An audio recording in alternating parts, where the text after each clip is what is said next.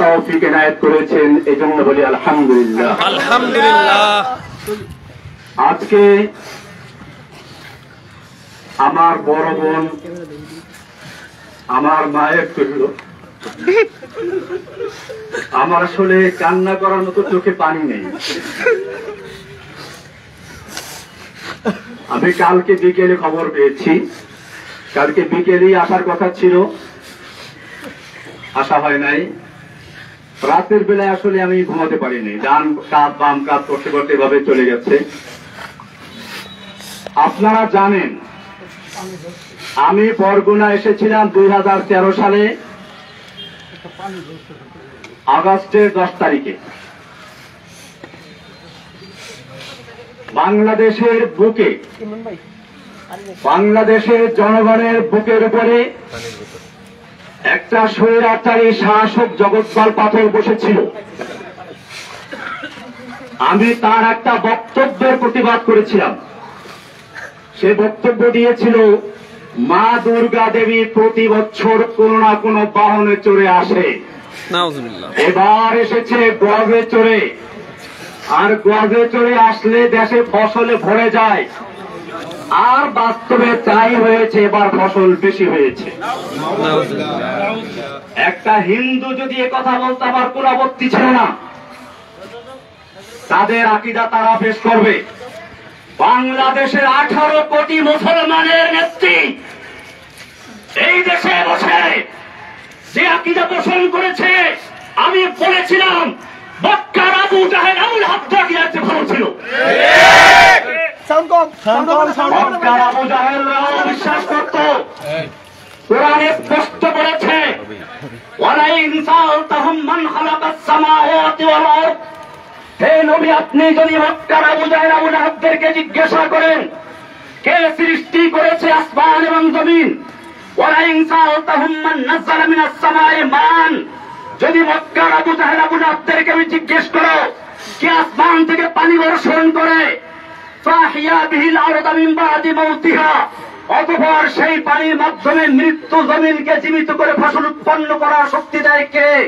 আল্লাহ বলছেন লায়াকুলুন্নাল্লাহ। মক্কার কাফেররা অবশ্যই বলবে যে আল্লাহ এগুলো সব করেন।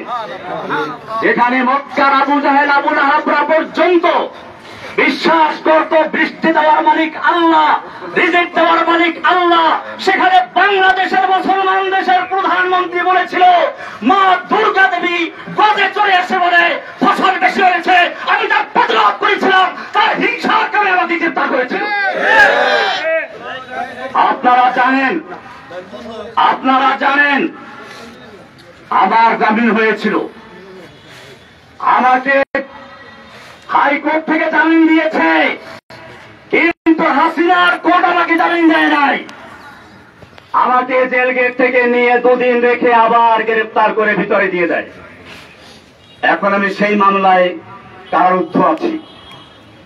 ভাইয়েরা আমার, আপনারা জানেন আমি ঈদের সময় বাড়িতে বেড়াতে এসেছিলাম। আমি কোন দল করি না, আমার প্রত্যেকটা লেখা এবং বক্তব্যে বলা আছে আমি একজন মুসলিম। কোরআন আমার পরিচয় দিয়েছে, হুয়া সাম্মাকুমুল মুসলিমিন। আমি সেই মুসলিম পরিচয় দিয়ে চলেছি। আমার নামে একটা দল তৈরি করে কখনো বলা হয় আমি একটা আধ্যাত্মিক নেতা, কখনো গুরু, কখনো প্রধান, কখনো আরো কি। সাংবাদিক ভাইদেরকে আমি জিজ্ঞেস করতে চাই, আপনারা ভালো করে দেখুন, জসিমউদ্দিন রহমানী গ্রেফতার হওয়ার আগ পর্যন্ত আনসারুল্লাহ বাংলা টিমের কোন দলের নাম কোন কানেও শুনে নাই। আমি চ্যালেঞ্জ করে বলি, বাংলাদেশে আনসারুল্লাহ বাংলা টিম নামে কোন দল নাই, এটা শেখ হাসিনার তৈরি করা। আপনারা জানেন সূরা কসাসের শুরুতে পড়বেন, কোরআন বলছে ফেরাউন সম্পর্কে আলোচনা, সেখানে বলেছে ফেরাউন কি করতো, ওয়াজআলা আহলাহা শিয়া। ফেরাউন তার জাতিকে বিভিন্ন দলে দলে বিভক্ত করত, ইয়াস্তাযইফু তাইফাতাম মিনহুম, তাদের একটা গ্রুপকে সে দুর্বল করে রাখত। শেখ হাসিনা সেই ফেরাউন, এই যুগের ফেরাউন হাসিনা বাংলাদেশের জনগণকে কেউ রাজাকার, কেউ আনসারুল্লাহ, কেউ অমুক তমুক বিভক্ত করে সে তার শাসন পাকা করতে চেয়েছিল। আপনারা জানেন এই সর্বশেষ যে আন্দোলন, এটা কোন দলের আন্দোলন ছিল না, এটা ছিল বাংলাদেশের ইতিহাসে এমন এক আন্দোলন যেখানে হিন্দু, মুসলিম, বৌদ্ধ, খ্রিস্টান, ছাত্র, মাদ্রাসা ছাত্র, আলিয়া, কওমিয়া, ডানপন্থী, বামপন্থী কোন ভেদাভেদ ছিল না, সব একাকার হয়ে ময়দানে অবতীর্ণ হয়েছিল। আপনারা জানেন, আমার মনে পড়েছে জেলখানায় বসে যেদিন শুনলাম হাসিনা পালিয়েছে। আলাম তারা কাইফা ফাআলা রাব্বুকা বিআসহাবিল ফিল, আল্লাহ বলছেন আপনি কি দেখেন নাই হাতি বাহিনীর সাথে আল্লাহ কি আচরণ করেছিলেন? হাতি বাহিনী হাতি হাসিনা নামাতে চেয়েছিল, সাজু আজান নামিয়ে দিয়েছিল। আল্লাহ বলছেন আলাম ইয়াজআল কাইদাহুম ফি তাদলিল, তার এই জঙ্গি জঙ্গি খেলার চক্রান্ত আল্লাহ কি ব্যর্থ করে দেন নাই? ওয়া আরসালা আলাইহিম তায়রান আবাবিল, আল্লাহ বলছেন আব্রাহাকে ধ্বংস করার জন্য ঝাঁকে ঝাঁকে পাখি পাঠিয়ে দিয়েছিলেন। তৈরান মানে পাখি, আবাবিল মানে ঝাঁকে ঝাঁকে, আমার দেশে বলা হয় আবাবিল পাখি। আমি তখন মনে করলাম এই প্রাইমারি স্কুলের ছাত্র, হাই স্কুলের ছাত্র, নাবালক শিশু পর্যন্ত যখন ময়দানে ঝাঁপিয়ে পড়েছে, এটা আল্লাহ তোমার সেই আবাবিল পাখি চলে এসেছে। হাসিনার কোন ক্ষমতা ছিল না মোকাবেলা করার মতো।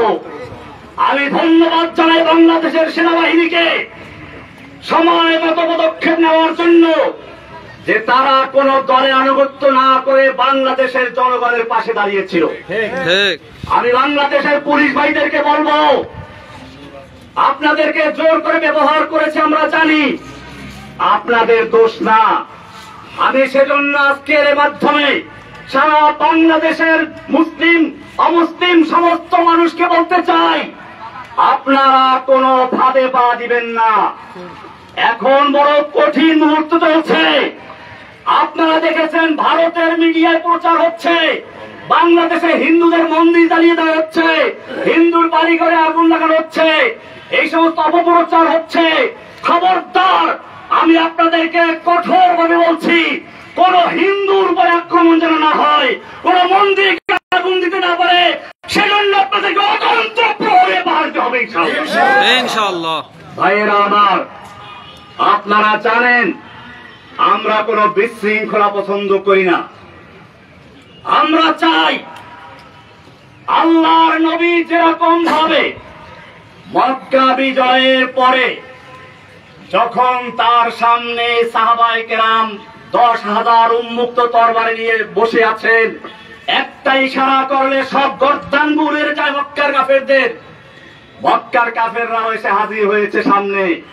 আল্লাহর নবী জিজ্ঞেস করেছিলেন, ওহে মক্কার কাফেররা, তোমরাই তো সেই লোকগুলো যারা আমাকে হত্যা করার জন্য ঘেরাও করেছিলে, তোমরাই তো সেই লোকগুলো যারা আমার বিলালকে উত্তপ্ত রৌদ্রে শুয়ে রেখে নিচে আঙ্গার দিয়ে উপরে পাথর চাপা দিয়ে রেখেছিলে, তোমরাই সেই লোকগুলো যারা সুমাইয়া রাদিয়াল্লাহু তাআলা আনহাকে লজ্জাস্থানে বর্ষা দিয়ে আঘাত করে হত্যা করেছিলে, তোমরাই সেই লোকগুলো যারা আম্মার ইবনে ইয়াসিরকে বন্দী করে নির্যাতন করেছিল।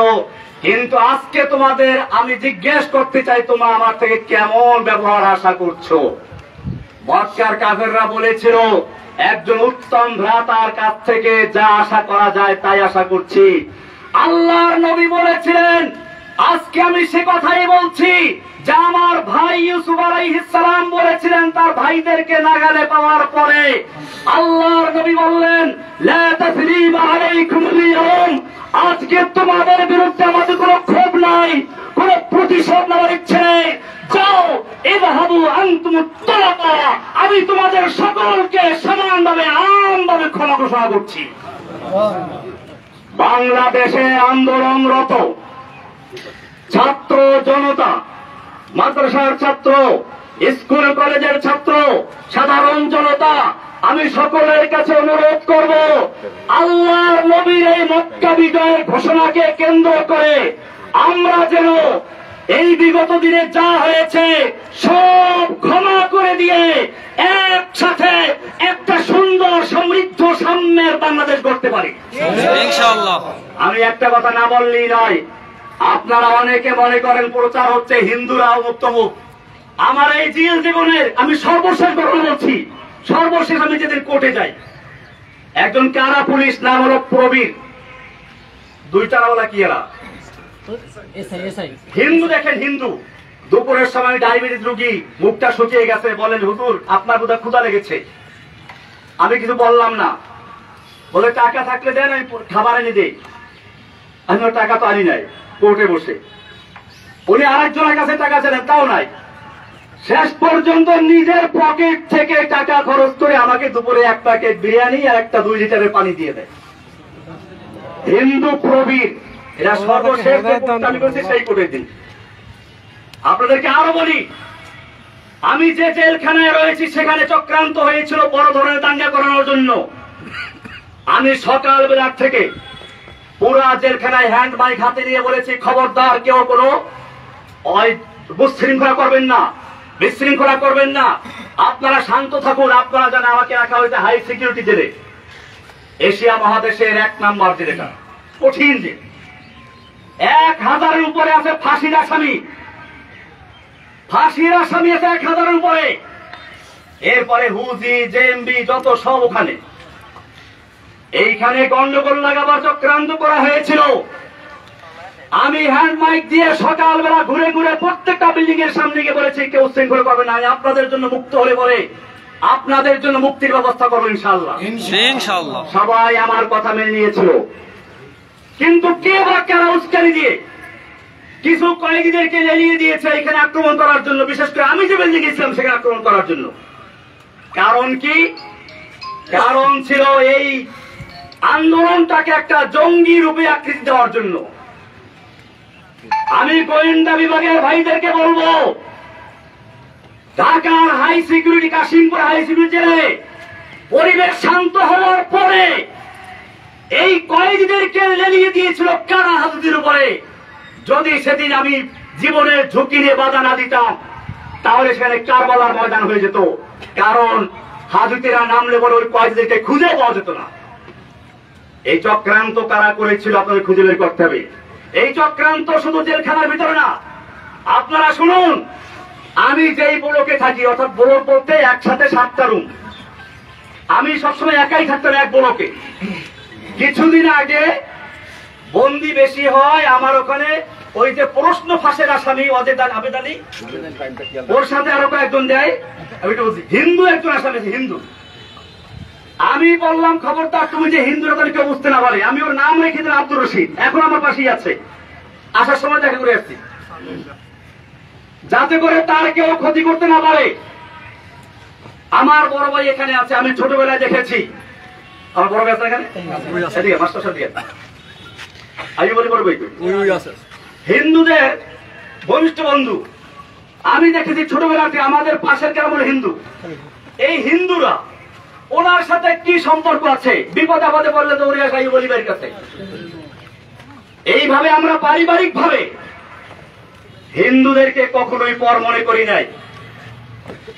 আমি বাংলাদেশের সমস্ত ভাইদেরকে বলবো, আমার এই আওয়াজ যে প্রান্তে পৌঁছে, হিন্দু মুসলিম আমাদের কোন বিভেদ থাকার দরকার নেই। আমরা বাংলাদেশি।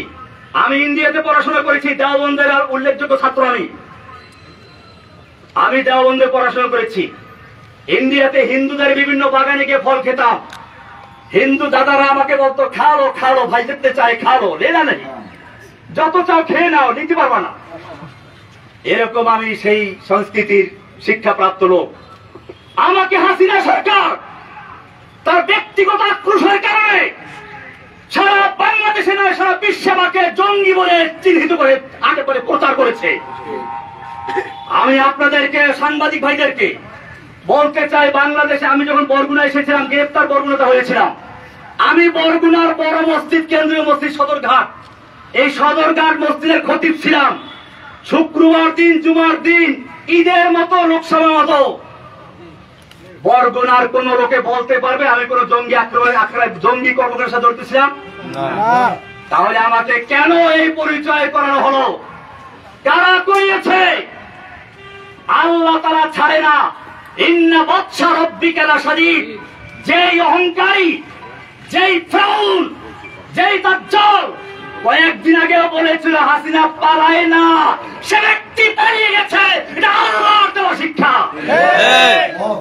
আমি একটা কবিতা তৈরি করেছি, জাআল হাক্কু ওয়া যাহাকাল বাতিল ইন্নাল বাতিলা কানা যাহুকা। ফিরআউন আয়ে, হামান আয়ে, হাসিনা আয়ে, কাওয়া আয়ে, नानक आए, जालिम जाबिर सुल्तान आए, जितने जितने शैतान आए सबको हुई रुसवाई हासिल। जाअल हक्कु व ज़ाक़ल बातिल इन्नल बातिला काना ज़हूक़ा। যুগে যুগে যত ফিরআউন দুনিয়ার আগমন করেছে, আল্লাহ একটু ঢিল দিয়ে দেখে কত দূর যেতে পারে। যখন তার যাওয়ার সীমানা অতিক্রম করে আল্লাহ এমন ভাবে ধরে, তখন তার পালিয়ে যাওয়ার জায়গা থাকে না। ইন্না বাতশা রাব্বিকা লাশাদীদ। নিশ্চয় আল্লাহর ধরা বড় কঠিন। ভাইয়েরা আমার, আমি অনেক কথা বলে ফেলেছি। আমার সর্বশেষ কথা এটাই, এই যে বিজয়টা হয়েছে, এই যে বাংলাদেশের স্বাধীনতা অর্জন হয়েছে নতুন করে, এই স্বাধীনতা অর্জনে যে সকল ছাত্র ভাইয়েরা, বিশেষ করে আবু সাইদ, সেই রংপুরের আবু সাইদ, যে ব্যক্তি নিজের বুকটাকে টান করে দিয়ে গুলির সামনে নিজেকে পেশ করে দিয়েছিল, আমার মনে পড়লো সেই ইংরেজ তারুণ ইতিহাস, দারুল উলুম দেওবন্দের শাইখুল হাদিস হোসাইন মাদানী রাহমাতুল্লাহি আলাইহি একবার ইংরেজের বিরুদ্ধে আন্দোলনে এক ময়দানে ভাষণ দেওয়ার কথা ছিল। দিল্লি লাল কেল্লার সামনে ইংরেজ সরকার ঘোষণা করেছিল দেখা মাত্র গুলি করতে হবে। মাওলানা মাদানী রাহমাতুল্লাহি আলাইহি সেই ইংরেজদের সামনে গিয়ে হাজির হয়ে বলেছিলেন, मैंने सुना है कि ये सफेद कुत्तों ने ऐलान कर दिया है कि जो उनके खिलाफ नारा लगाएगा उनको गुली कर दिया जाएगा। करो गुली। যে আমি শুনেছি এই সাদা কুকুরের দল ঘোষণা করেছে যে ব্যক্তি এখানে বক্তব্য রাখবে তাকে গুলি করা হবে। আমি মাদানী হাজির হয়েছি, করো গুলি। এই বলে যখন তিনি ধিক্কার দিয়েছিলেন, সমস্ত পুলিশের হাতের রাইফেল গুলো ঝরঝর করে পড়ে গিয়েছিল। সেই ইতিহাস আবার একবার পুনরুজ্জীবিত করল আবু সাইদ, ফারহান ফাইয়াজ, এরকম আরো কত তাহমিদ, আরো কত ছেলেরা। আমি সেই ছেলেদেরকে আপনাদেরকে বলি, সেই আবরার নাম বললেন না, আবরার ফাহাদ, আমি বলতে এখন আরো ভয় নাই, আগে ভয় পেতাম। আবরার ফাহাদের হত্যাকারী যারা, ওরা আমার পাশে একবার ছিল। এখন তাদের 5টা ছেলে পুরো কোরআনে হাফেজ হয়েছে। আপনি দেখলে বুঝবেন না যে তারা বইটের ছাত্র, তারা এখন মাদ্রাসার ছাত্র। আমি নিজেই কয়েকদিন বাকি দেখছি একজনকে দেখা করতে আসছে। আমার ভাইয়েরা, এদেশের সন্তানদের দোষ না, পুলিশের দোষ না, আওয়ামী লীগ যুবলীগ ওই ছেলেদের দোষ না। দোষ হচ্ছে কিছু লিডারদের, কিছু নেতা নেত্রীর, যারা এদেশের যুবকদেরকে, এদেশের পুলিশদেরকে, এদেশের সৈন্যদেরকে নিজেদের স্বার্থে ব্যবহার করতে বাধ্য করে। আমি আমার বাংলাদেশের তরুণ ভাইদেরকে বলবো, তোমরা জীবন দিতে শিখেছ, ইনশাআল্লাহ যে জাতি জীবন দিতে শিখে সেই জাতিকে কেউ দামিয়ে রাখতে পারে না। সব গরিজা হো গিয়া আখির, सब गुरीजा हो गया आखिर जलवाए खुर्शीद से, ई चमन मामूर होगा नगमाए तौहीद से। রাতের আধার কেটে যাবে পূর্ণিমার চাঁদের আলোকের ঝলকানিতে, এই জমিন আবার আবাদ হবে তাওহীদের আওয়াজে ইনশাআল্লাহ। ইনশাআল্লাহ ভাইয়েরা আমার, আমি আপনাদের কাছে দোয়া চাই, আল্লাহ যেন আমাকে এবং আমার সঙ্গে আরো যে ভাইয়েরা আছে সকল ভাইদের মুক্তি আল্লাহ তাআলা ত্বরান্বিত করেন। জোরে বলেন আমিন। আমরা জানাজা এসেছি আমার বড় বোনের মৃত্যু। আমার এই বড় বোন মূলত মায়ের মতোই, মায়ের আদর স্নেহ দিয়ে তিনি আমাদেরকে লালন পালন করেছেন। আমার এই বড় ভাইরা দুজন আছেন, আপনারা জানেন এই দুই ভাই কৃষক, কিন্তু এই ভাই একজন আনন্দ খলিল ভাই করে, আর ইনি হলেন Abdul Jalil master, BSc BEd MA pass. আমার ছোট ভাইটা ছিল আবুল বাশার, সে এমএ পাস করা ছিল, কলেজে প্রফেসর ছিল।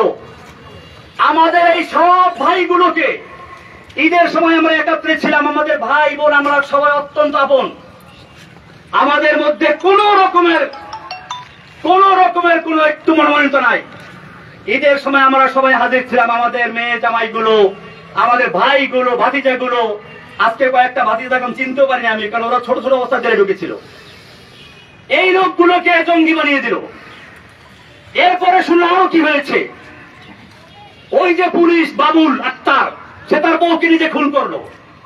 সে বলল কি যে আমি জঙ্গি আঙ্গি করতাম, সেজন্য আমার উপরে জঙ্গি আক্রমণ করছে। এরপরে সারা বাংলাদেশে গ্রেফতার করলো। আবার সেই সময় আমার এই কৃষক দুই ভাইকে ক্ষেতের থেকে ধরে গ্রেফতার করলো।